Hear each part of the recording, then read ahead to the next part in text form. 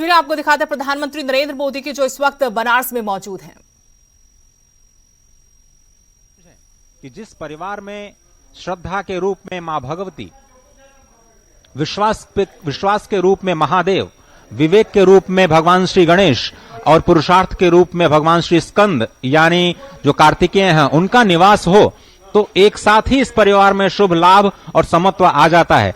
और शिव परिवार की अनोखी बात आप ये देखिए कि तमाम विरोधाभासों के बावजूद लौकिक धरातल पर जो हमें विरोधाभास दिखाई देते हैं वो शिव परिवार में कैसे एकत्व को प्राप्त होते हैं, कैसे कल्याण को प्राप्त होते हैं, बहुत ही स्पष्ट तरीके से दिखता है। क्योंकि लौकिक धरा पर हम कभी भी जो मूषक है और सर्प है उसमें कभी भी हम दोस्ती नहीं देखते हैं, लेकिन शिव परिवार में ये दोनों ही एक हैं।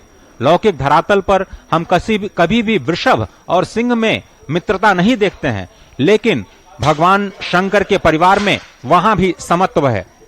भगवान शिव के भाल पर चंद्रमा जिसमें अमृत का निवास है, भगवान शिव के गले में विष, हम अमृत और विष में हमेशा ही वैषम्य देखते हैं, लेकिन भगवान शिव के परिवार में अमृत और विष भी समत्व को प्राप्त होता है। भगवान शिव के परिवार में लौकिक धरातल पर जहां हम मयूर वाहन जो कार्तिकेय भगवान का है और जो सर्प है उसमें हम विरोधाभास देखते हैं, लेकिन भगवान शिव के परिवार में ये फिर से समत्व को प्राप्त हो जाते हैं।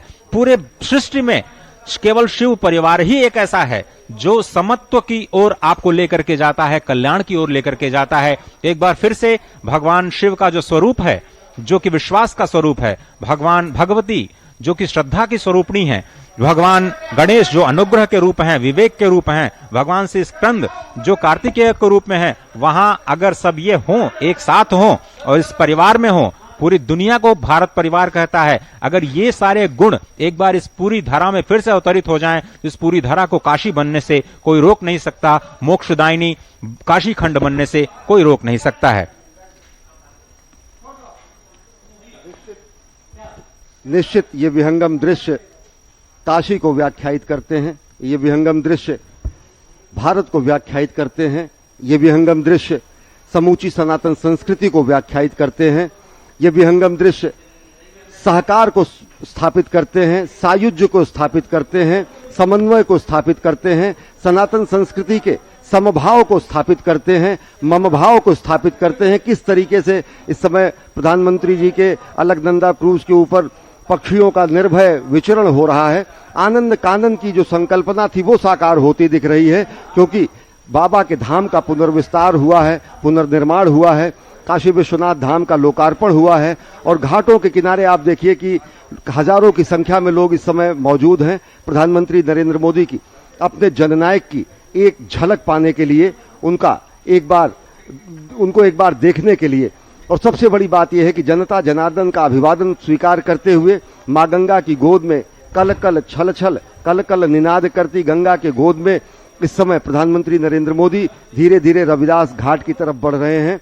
और विलक्षण क्षण है समूचे सनातन संस्कृति के लिए, विलक्षण उपहार है समूचे विश्व के लिए, क्योंकि काशी स्वयं में विश्व के लिए उपहार है, लेकिन काशी को आज एक जो विशिष्ट उपहार नव सृजन और नव निर्माण के रूप में मिला है वो भगवान विश्वनाथ के धाम के साथ साथ समूची काशी की महिमा और गरिमा में वो अभिवृद्धि करता है। और सबसे बड़ी बात यह है कि एक स्वप्न देखा गया था कि किस तरीके से भगवान विश्वनाथ और मां गंगा का मिलन कराया जाए, और जिस मिलन के लिए ही माता यहाँ पर उत्तरवाहिनी होती हैं, तो वो स्वप्न दृष्टा की साधना आज साकार हुई है, राष्ट्र सेवक की साधना आज साकार हुई है।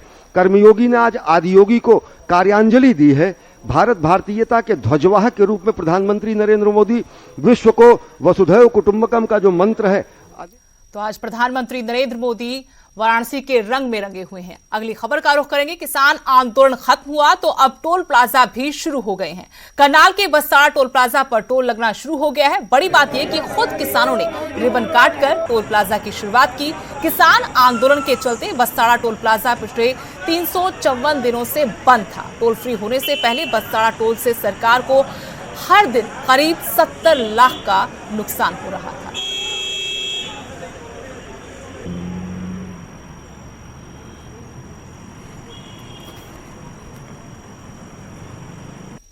इक्कीस साल बाद ये मुकाम हासिल हुआ है और हरनाज के परिवार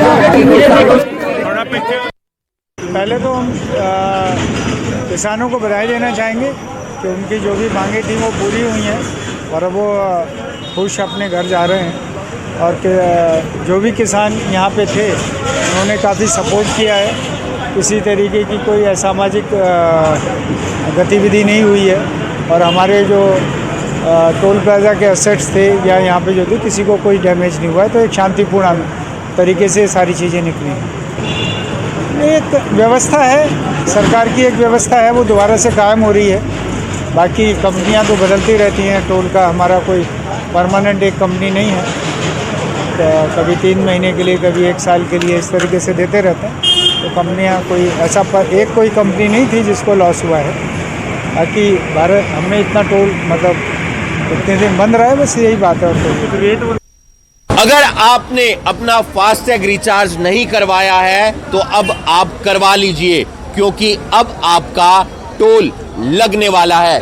बस्तारा टोल प्लाजा की हम आपको ये तस्वीरें दिखा रहे हैं। आप देख सकते हैं कि वाहनों का टोल लगना शुरू हो गया है और लंबे समय से टोल प्लाजा बंद पड़ा था। अब फास्टैग के जरिए यहाँ पर टोल लगेगा। जो तमाम टोल बूथ हैं वहां पर आप देख सकते हैं कि कर्मचारी काम करते हुए नजर आ रहे हैं। कुछ मशीनें जो है शुरू हो गई हैं। कई जगह कैश के जरिए टोल काटा जा रहा है।